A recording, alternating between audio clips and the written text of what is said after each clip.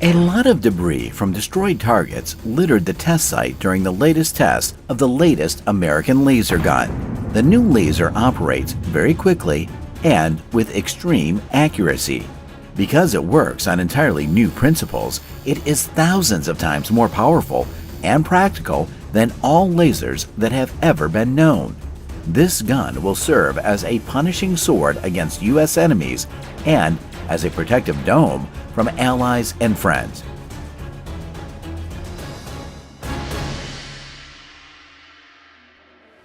Many states and companies have developed laser weapons since about 1960.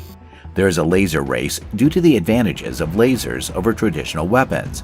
Laser beams travel at light speed, so it is impossible to evade a laser bullet, especially during air combat.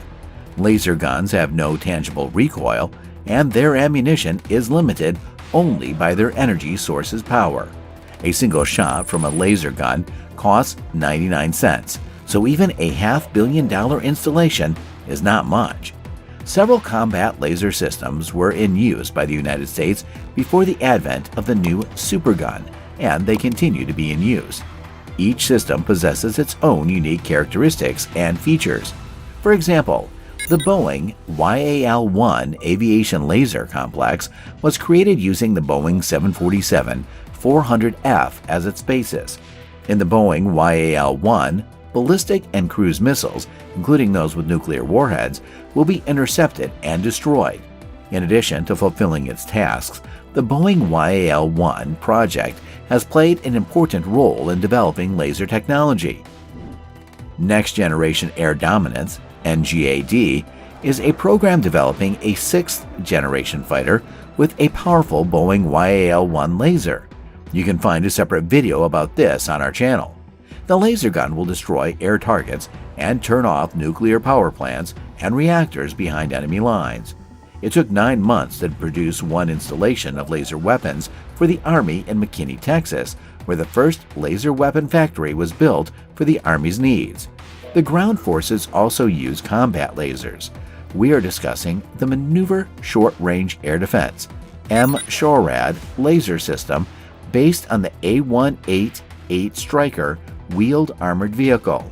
The complex consists of a laser weapon station with a power of 50 kilowatts, a radar system, a beam control system, and a guidance system. MSHORAD can shoot down mortar mines, which is extremely important during intense artillery fire. With an active radar seeker, the 114L Longbow Hellfire can fire even mortar mines. Both ground and air targets can be attacked with these missiles. A 10-kilowatt laser system based on a pickup truck was developed to perform tactical tasks on land. The pickup truck can destroy drones on the front line by constantly moving, occupying convenient positions in secluded areas, and shooting down reconnaissance and kamikaze drones. H-4 tactical systems are beneficial tactical systems that affect the battle course. Therefore, without operational data, enemy assault groups operate unthinkingly and suffer heavy losses.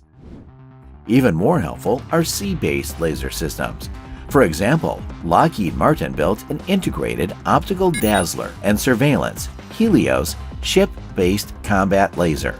It was installed on the destroyer USS Preble, and it affects the combat situation already at the operational level.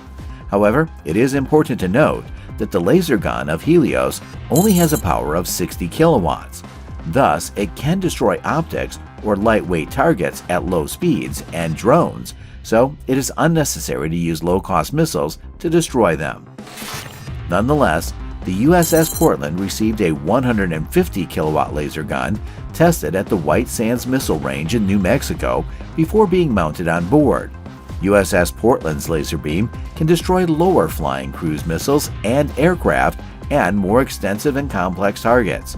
Recently, Lockheed Martin developed the Indirect Fire Protection Capability High Energy Laser, IFPC-HEL.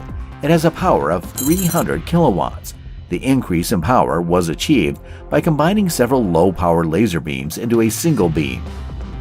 The most recent tactical ultra-short pulse laser, developed as part of the International Talos Tactical Advanced Laser Optical System project is far more advanced than the YAL-1, M-SHORAD, Helios, or even the IFPC-HEL. Tactical Ultra-Short Pulse Laser has a power of 1,000 megawatts, thousands of times more potent than any laser we know.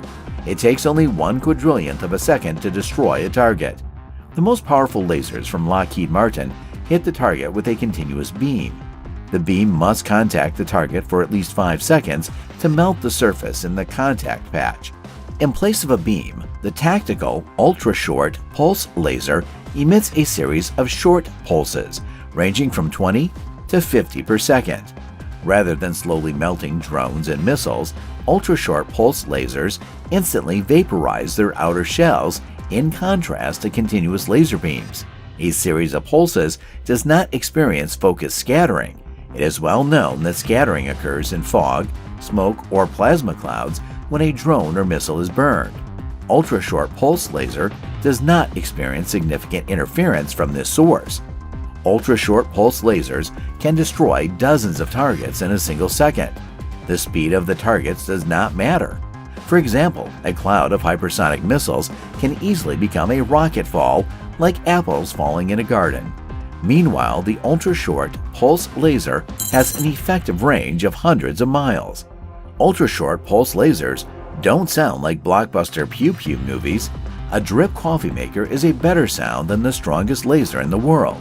It sounds like the sobs of Communist Empire Xi Jinping, who dreams of getting the same powerful laser gun. However, the states and allies succeeded in making a breakthrough. Through the Talos project, 16 organizations from 9 countries came together to develop laser weapons that are not only the future of security systems in the United States and Europe, but also the present. In addition, the advent of the military ultra-short pulse laser solved a fundamental problem with lasers. They consume too much energy. Now let's move on to this video's most interesting and mysterious part. Where do I get the energy to operate the ultra-short pulse laser? In Minecraft, everything is simple. You just choose a rotor and blades and voila, you have power.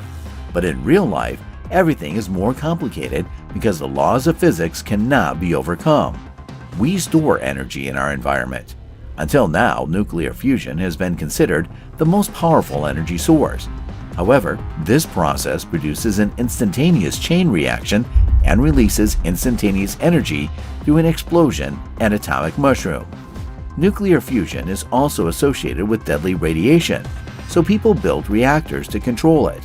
But reactors are bulky and vulnerable on the battlefield, so they aren't suitable for supplying energy to an ultra-short pulse laser. What is the alternative? An energy event that takes place at the subatomic level has caught scientists' attention. In this world, quarks cling together and form neutrons and protons inside atoms. According to research, quark fusion produces 8 times more energy than nuclear fusion in hydrogen bombs. Quark fusion, on the other hand, does not cause cascade reactions. There is no danger in quark fusion. Once the reaction and energy are released, the process fades out. It is not possible to make a bomb from quark fusion, but it is possible to make a laser out of it. The quark fusion reactor was developed by American scientists and European colleagues, which represents a real technological and scientific breakthrough. Quark synthesis is an extremely complex subject, so that we will have a separate video devoted to it. If you want to learn more, please leave a comment. As conservative generals at the Pentagon said, laser weapons are the technology of the future, and they will always be so. Skeptics had to bite their tongues. Laser technology has developed to a point where it has allowed us to move from eternal experiments to the development of full-fledged combat systems that can be armed. Laser weapons, however, do have drawbacks. The first major drawback is related to detection. Ultra-short pulse lasers emit unique electromagnetic radiation.